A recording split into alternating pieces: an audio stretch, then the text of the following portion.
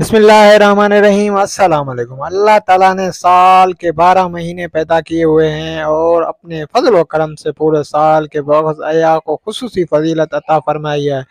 ان مہینوں میں محرم الحرام کا مہینہ ایسا مہینہ ہے جس کو قرآن کریم نے حرمت والا مہینہ قرار دیا ہے، اور پھر محرم الحرام میں محرم کی 10ویں تاریخ جس کو عام طور پر عاشورہ کہا جاتا ہے،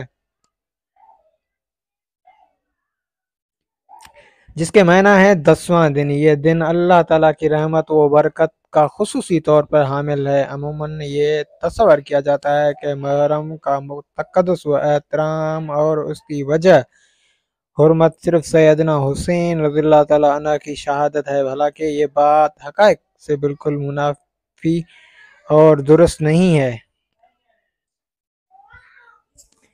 اصل میں محرم الحرام کی فضیلت و تقدس شہادت حسین رضی اللہ اور وقوع کربلا کے باعث نہیں۔ دین اسلام میں اس مہینے کی فضیلت اس سے پہلے بھی تھی، بلکہ اسلام سے قبل کے ادیان میں بھی اس کی فضیلت و احترام مسلم چلی آ رہی تھی۔ ایک تویا کہ محرم کا شمار 4 اشہر الحرم میں سے ہوتا ہے، جن کا ذکر قرآن کریم نے یوں کیا ہے: بے شک اللہ کے علم میں مہینوں کی تعداد اس دن سے 12 ہے جب سے اللہ نے زمین و آسمان پیدا کیے، اور ان میں سے 4 عزت والے ہیں۔ ان 4 مہینوں سے مراد احادیث و مفسرین کے اقوال کے روح سے ذوالقعدہ، ذوالحج، محرم اور رجب ہیں۔ دوسری وجہ یہ کہ ان مہینوں کی عزت و حرمت پہلے ہی سے دین ابراہیمی میں بھی چلی آ رہی تھی، حتیٰ کہ مکہ والے بھی ان مہینوں کو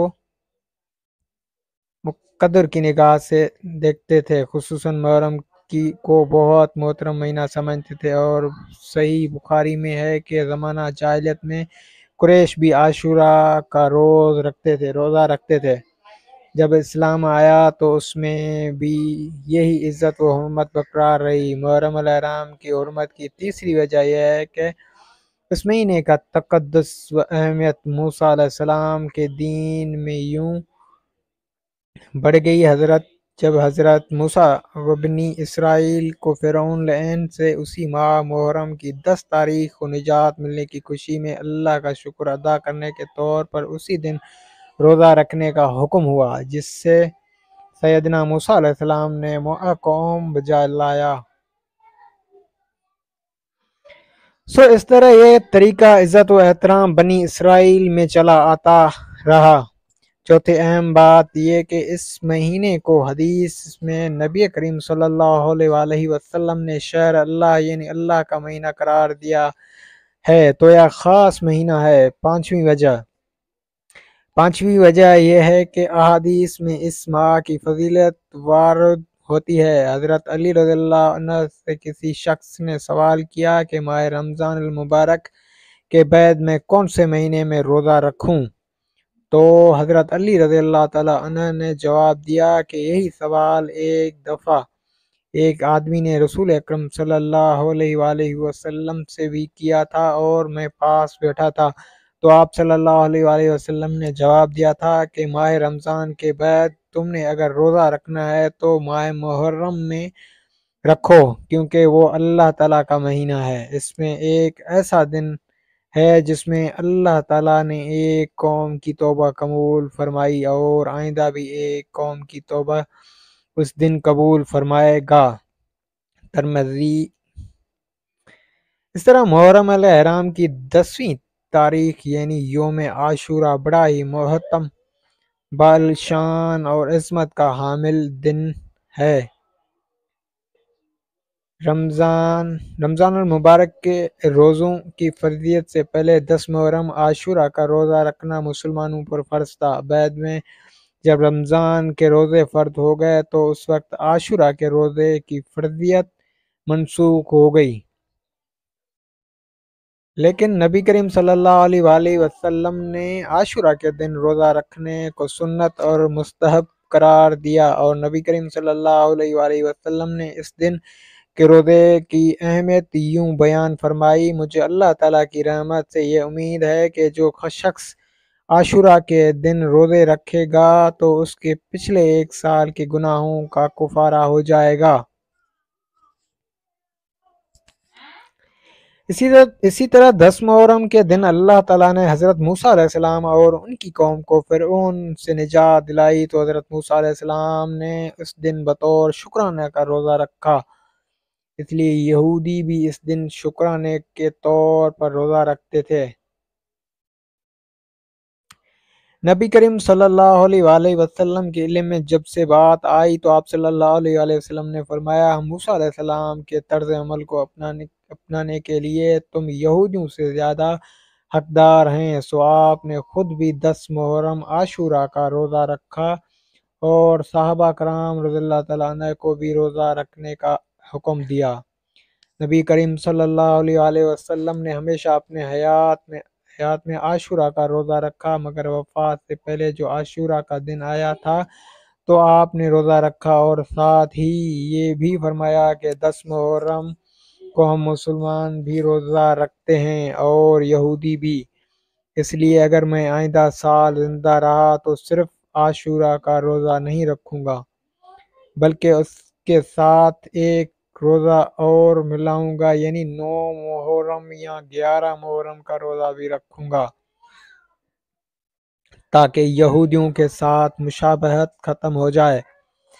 یہاں ایک قابل غور بات یہ ہے کہ نبی کریم صلی اللہ علیہ وآلہ وسلم نے غیر مسلمانوں کی مشابہت عام زندگی میں تو کجا عبادات میں بھی آپ صلی اللہ علیہ وسلم نے اعتراض فرمایا اور صحابہ کرام کو بھی حکم دیا۔ اس کے علاوہ محرم الحرام میں بہت سے اہم واقعات شہادت حسین رضی اللہ سے قبل تاریخ عراق میں وقوع پذیر ہوئے، جس کی تفصیل درج ذیل ہے۔ نمبر 1، نبی کریم صلی اللہ علیہ وآلہ وسلم کفار مکہ نے یکم محرم کو شب ابی طالب محصور کیا تھا۔ نمبر 2، خلیفہ ثانی سیدنا عمر فاروق رضی اللہ تعالیٰ عنہ کی شہادت یکم محرم کو ہوئی۔ 3 مشہور صحابی میزبان رسول اللہ صلی اللہ علیہ وسلم سیدنا ابو ایوب انصاری رضی اللہ تعالیٰ عنہ کی وفات بھی یکم محرم کو پیش آتی۔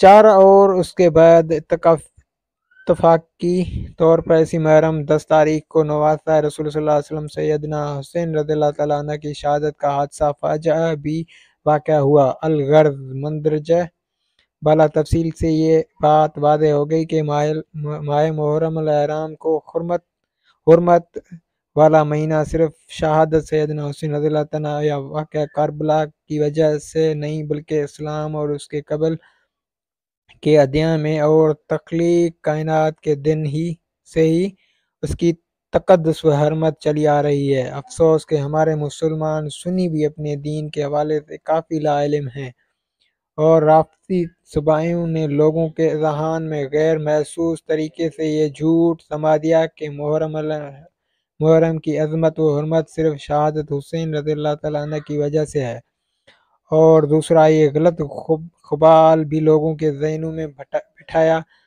ہے کہ دنیا میں شہادت حسین رضی اللہ تعالیٰ عنہ جیسا مظلومیت کا اور کوئی سانحہ نہیں، حالانکہ اس سے کئی زیادہ دل سوز اور مظلومیت کے بے شمار واقعات تاریخ اسلام میں جا بجا موجود ہیں، جن میں ایک واقعہ خلیفہ الرسول امیر المومنین سیدنا عثمان رضی اللہ عنہ کی شہادت ہے، جس کو صوبائیوں نے بڑی بے دردی سے شہید کیا گیا تھا۔